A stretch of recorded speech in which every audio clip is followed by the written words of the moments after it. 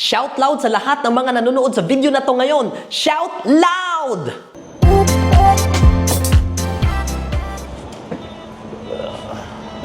Good morning lahat dyan sa inyo. Ngayon ipapakita ko sa inyo kung paano ako pupunta sa aking trabaho.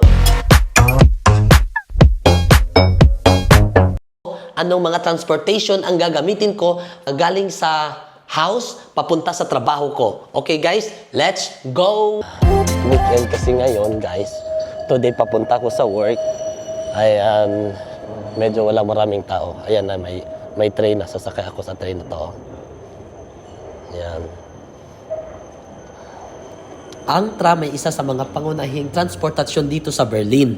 Ito ang pwede mong sasakyan kung ikaw ay pupunta sa mga malalapit lang or short distance. Pwede kang sumakay dito kung malapit lang ang lugar na pupuntahan mo. Ang tram ay umiikot din dito sa buong Berlin at may marami silang station sa lahat ng mga lugar dito sa Berlin.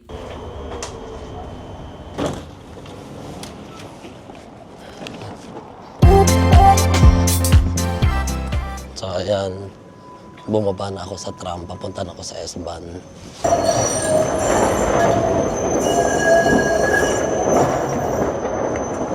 Kaya natin to worry dito sa Berlin, kahit wala kang auto, kahit wala kang sasakyan. Public transportation, ang gaan ng feeling mo. Ito yung Friedrichshagen na main station ng train.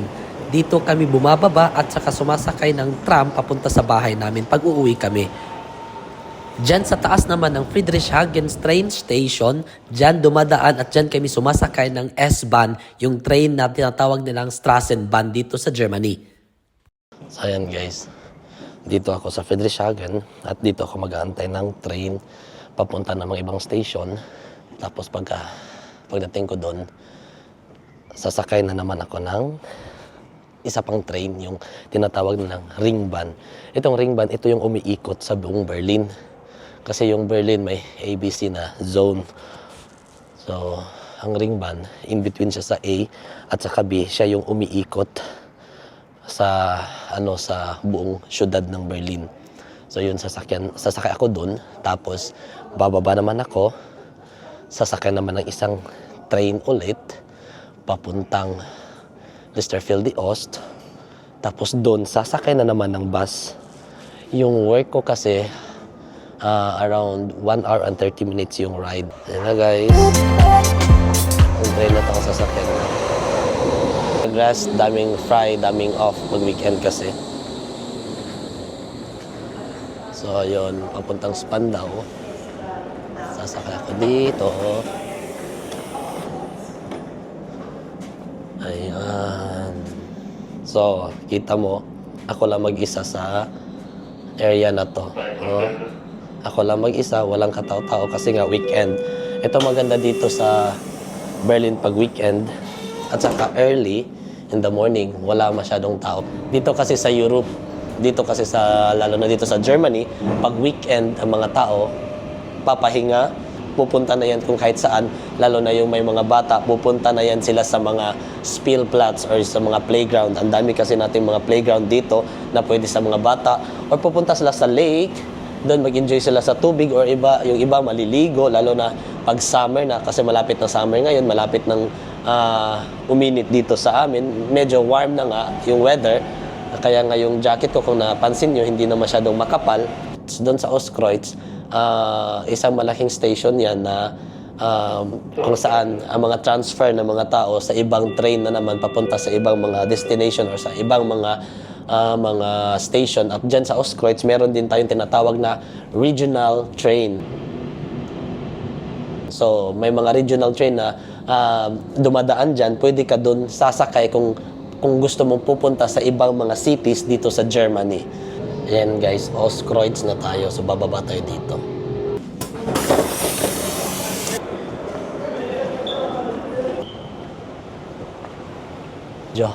Kukunti-kunti talaga yung tao. Kahapon dito, ang daming tao. Pero ngayon, kukunti lang. Rest time ng mga tao dito sa Germany pag weekend. At gustong-gusto ng mga tao dito pag weekend kasi syempre makakasama yung mga pamilya. Kahapon dito punong-puno, pero tingnan nyo guys, kukunti lang. Yung nasasakyan ko yung 41 ring band. So, ayan. Yan yung isang pabalik. Ring band din yan na ring band 42. Yan yung sa opposite side. Maganda magbiyahe pag weekend. Pero pag weekend, dapat piliin mo na early in the morning. Kasi pag early in the morning, medyo walang maraming tao. Isang train, aalis na yan. Yan yung train 42. Ayan, sa opposite direction. Aabot ng 1 hour to 20 or 1 hour to 30 minutes ang biyahe ko from house papunta sa trabaho. Ganyan kalayo yung trabaho ko galing sa bahay. Dahil sa mga train dito, parang hindi mo mamalayan na parang wala lang. Pagdating mo doon, parang in just a matter of 10 minutes lang yung feeling mo kasi napaka susi ng transport dito.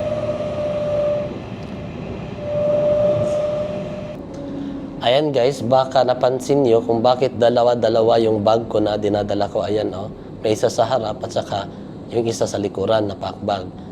Kasi sa Lunes, maghatid ako ng patient papunta ng Hanover. Kaya yung patient ko, ihatid ko sa Hanover. Kaya nag-prepare na ako kasi hindi ako uuwi ng bahay.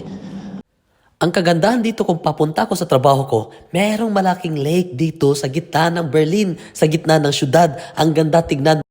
Mawala talaga yung stress mo pag natingnan mo to, pag ikaw ay nakakita sa lake na to. Dumating na ako sa Lichtenfelde Ost.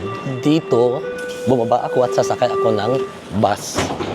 I think ang bus need ko mag-wait ng 10 minutes. Yung bus papuntang Wismarer Straße. Tapos maglalakad na ako ng about 2 minutes na lang. Yan. Dito ako dadaan. Bababa ako dito. So medyo malayo yung talaga. Actually, malayo talaga yung workplace ko. So nandito tayo sa Lichtenfelde Ost. So yung natin is 6 minutes. Meron ba tayong 6 minutes, guys? Dahil mag-aantay pa tayo ng 6 minutes. So, ikutin muna natin dito konti ang Lichtenfelde Ost para makita natin kung ano dito. Ayan, dito sa Lichtenfelde Ost, meron tayong isang mall na katabi lang sa train station. Ayan guys, yan yung kagaya na ganyan. Yan ang bus na sinasakyan namin dito. Ayan, yung parang dalawang bus na dinugtong para humaba. Yan ang mall dito. Ito ang mall dito na malapit dyan sa train station. So, di ba? Napaka-comfortable pag nagko-commute ka. Yan yung Bahnhof Berlin Lichtenfelde Ost. Kaya nga dito guys, kahit wala tayong kotse, mararating mo kahit saan ka pupunta kasi dito sa Berlin, grabe yung accessibility ng sasakyan. Itong public transport nila galing sa train, bus, ferry, nandyan na lahat. Wala ka nang pipiliin pa, nandyan na lahat talaga. Kaya no worries ka, walang problema. Daming tao dito, hindi na bumibili ng kotse, hindi na nagko-kotse kasi dagdag gastos lang yun. Pero pag mas komportable ka pa sa train, so papasok tayo sa mall. Ito yung mall nila dito. May 6 minutes pa ako kaya pasok lang tayo saglit. Mas aakyat tayo dun sa taas. Actually guys, dito, pag papasok ka sa work, pwede ako dito. Namimili ako ng pagkain para baunin ko. Diyan ako bumibili ng pagkain at saka ng baon namin. Like water, bread, yan. So, may ready sila dito. Tsaka may Aldi din. Balik na tayo kasi baka maiwan ako sa train, sa bus. Yung bus dito kasi every 20 minutes. Kaya pangit pag naiwan ka ng bus. So maglalakad na lang ako. Babalik ako ng isang station, sasakay ng train. Tapos babalik ng isang station at maglalakad ako ng 10 minutes to 12 minutes, something like that. Tignan mo na, ayaw ng bus ko. Tatakbo na ako kasi nandiyan na yung bus ko. Maiwan ako. Yan ang pala. Baka iwan na ako.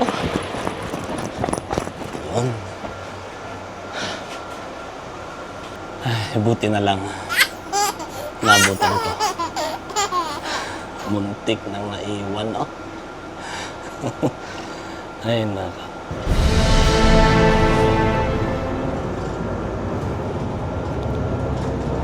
Ito yung bus na sasakyan ko papuntang Wismarstrasse, ang pinakamalapit na bus station sa work ko.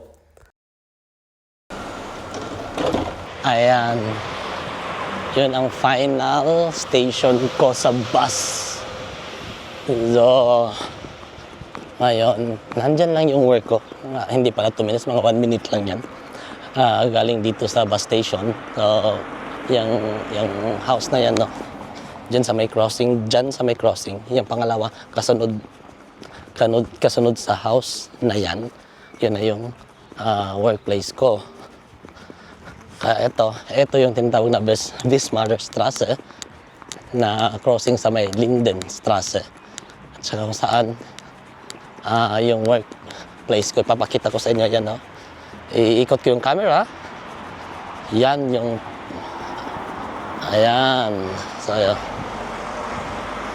yan yung kung saan ako nagwo-work. Diyan talaga, diyan sa may bintana na yan. Ayan. Diyan ako nag-work yan. May balkon kami. 2 balkon. Meron dyan. Kaya napaka-easy lang. Tsaka sa yan, may cafe kami sa baba. Kaya walang problema. Ayan o, yung cafe namin.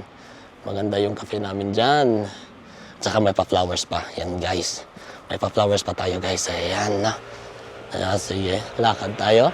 Konti. Hindi nga pala umabot ng 1 minute. 20 seconds, nandyan ka na. Akala ko 1 minute mga 20 seconds pala. Nandyan na tayo, kaya ayan. Maklikingin na ako para yung kasama ko, i-open niya yung door. Para makapasok, syempre. Sa nakikita nyo ngayon, talagang walang katao-tao kasi nga weekend na. Ayan o, yung cafe natin, close pa. Walang tao. Napaka-peaceful ngayon. Ayan, no? So ayan, no? Yan yung tram namin dito sa Berlin. So ayan, no? Tignan nyo yan sa taas. Yan ang S-Bahn namin dito sa Berlin. At saka yan, tignan nyo yan. Ayan, no? Yan ang tinatawag nating bus dito sa Berlin. Ang bus natin dito, may bus na malalaki, may bus na mahahaba, at saka may bus na parang double-decker. Shout loud kasi natapos nyo ang video na to. Kita-kita po tayo lahat sa next video ko. At sa mga bago sa channel na to, paki-subscribe, like, share, and write your comments in the comment section. Thank you so much, guys. Have a good day to all. Shout loud!